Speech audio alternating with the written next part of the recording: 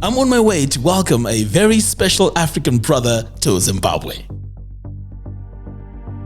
You know, I used to watch his videos for a very long time. In fact, I would sit down with the family, watch his videos, and these videos were a source of my inspiration to move back to Zimbabwe.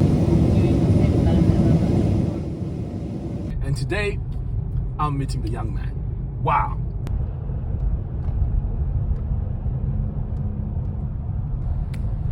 Welcome to Zimbabwe, man. Thank you. Wow.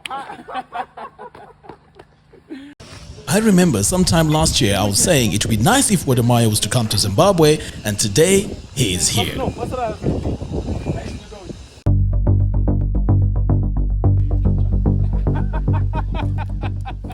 Welcome to Zimbabwe, my brother.